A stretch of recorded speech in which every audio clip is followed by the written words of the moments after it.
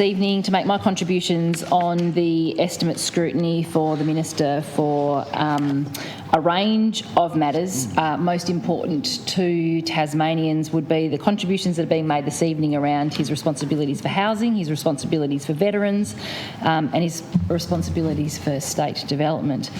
I want to start off with a matter that's been topical today but was scrutinised quite intensely throughout estimates sessions last week, and that's around the Minister as Minister for Energy. There is no doubt that has been stated by our Shadow Minister for Energy, Dean Winter, just earlier, that this Minister talks a big game and announces all sorts of things for people in Tasmania and makes all sorts of claims and statements about energy and energy policy that he would expect Tasmanians to believe and accept. But we know that often what is said by this Minister isn't actually what is delivered, or what is said by this Minister may have a different intent. And it's no good for Tasmanians to have somebody in a leadership position continuing to do that. We know right now, in fact, just earlier today, that the regulator made his determination on price increases for the year ahead at 9.51% increase. When you add that to the increase from the previous year, over a 20% increase for the energy prices for Tasmanians. Now, for generations, we heavily invested in hydro assets in Tasmania. We own those assets and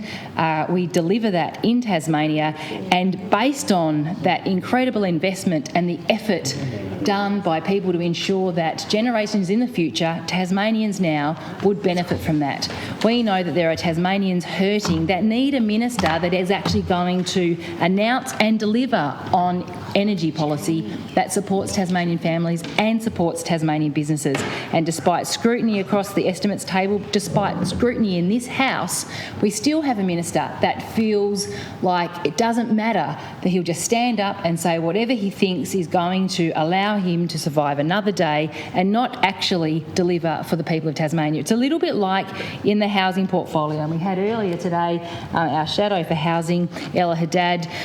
report back on her scrutiny in this session for estimates. And again, we have a minister that continues to respond to questioning in estimates and in this place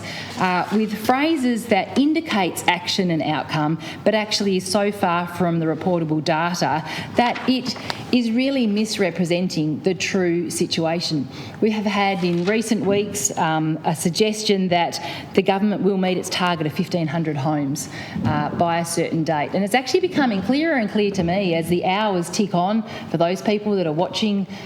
this session right now or watching it back at video some point or reading the Hansard. It's now 10:30 p.m. at night, and it's becoming clearer and clearer as we get to the last day of Parliament tomorrow before we go into the winter break, that perhaps this government making announcements and making decisions or saying that they're going to do something into a future date because they don't actually expect to come back. So when does this government expect that scrutiny will be done on the delivery of these 1,500 homes when they know full well they can't actually deliver the number of homes that will actually be required to deliver that? They say a big game of 10,000 homes in a certain period of time, but they're so far behind being on track.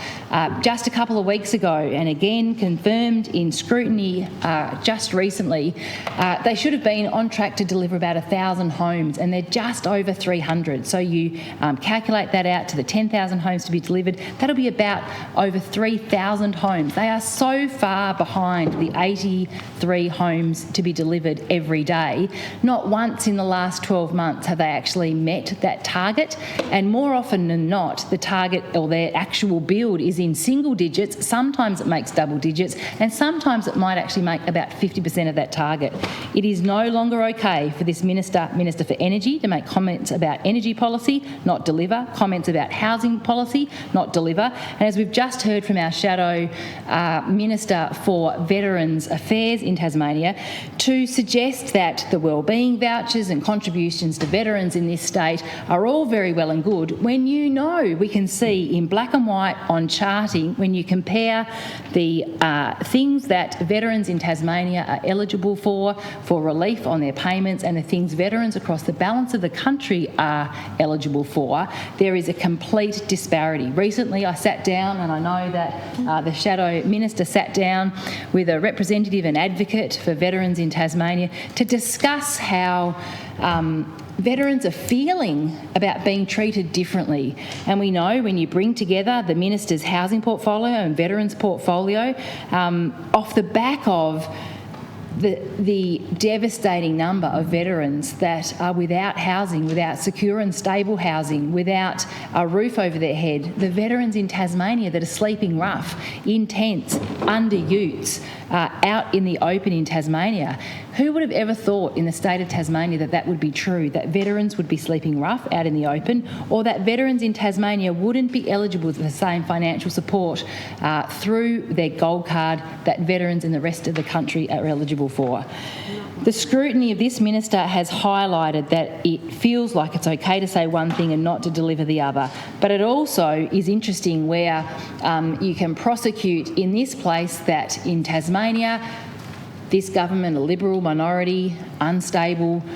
just holding it together a little bit like the lights in the LGH, holding themselves together with sticky tape right now, that they can't deliver their homes, and yet at a federal level they think it's okay to vote against homes, and then in social media think it's okay to claim success for the delivery and the funding of extra homes in Tasmania. What actually needs to happen now, whether it's in this scrutiny or whether it is in public, if it's in media or if it's in their own meetings, there needs to be a pause and a deliberation by this government to say what's actually needed by the people in Tasmania, what have we got capacity to deliver, and why don't we just say what's true and say what's real and say what we can deliver and then meet that and then continue going to the next step. Why continue to say we're going to do 10,000 of this and we're going to do 1,000 of that when it's just not going to happen? Just recently,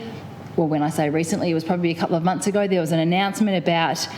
energy relief for businesses in Tasmania. And we know that the cost of living pressures for Tasmanians in their households is big, but the cost of doing business pressures is also big for businesses in Tasmania. And as Energy Minister, the delivery of energy relief for businesses would be something that is absolutely welcomed if what they announce is actually what they can receive. We know that there was a first attempt at energy relief for businesses. They closed the announcement on the day that they announced it, and then they had to shuffle out over the week ahead and actually backtrack on that because they made such a mistake. And then when they did actually announce something that they thought was right at a place, if my memory serves me correct, that they made an announcement for energy relief for businesses at a business that wouldn't have been eligible for the announcement they were making. And then when they thought there would be so many businesses supported, 10 businesses ended up being supported by their energy relief. Now, this is a minister and a government that can't get it right for businesses, can't get it right for families, and yet don't seem to be embarrassed about referring to that.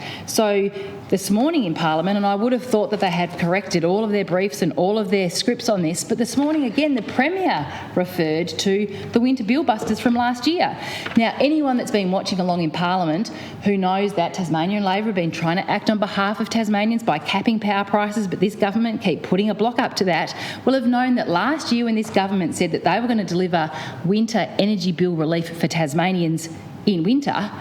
they couldn't get their act together. They are so incompetent that they couldn't deliver it in winter, so they had to change it so it was actually an energy bill buster, not a winter energy bill buster, because it came in summer. Now, that is just the disregard and the complete incompetence that this government have for acting in the best interest of Tasmania. So this minister who talks a big game, who says he's going to deliver a lot of promises, and as we've heard already, simply breaks the promises and doesn't seem to care that he breaks his promises, is impacting the direct lives of Tasmanians, of Tasmanian children, of Tasmanian families, of Tasmanian older members of our community who have contributed so much for so long. Businesses in our community are being impacted by the policies of this government and the inaction of this minister, and it's no longer good enough. This minister needs to tone down the announcements, stop making so many multiple announcements, focus on the basics, get the priorities right, and ensure that he can actually deliver Tasmanians, because if he can't, he can stand aside. And I know that Tasmanian Labor are ready with a positive plan for the right priorities for Tasmanians to act on power prices, to act on housing, to act on health, and to act in the best interests of Tasmanians.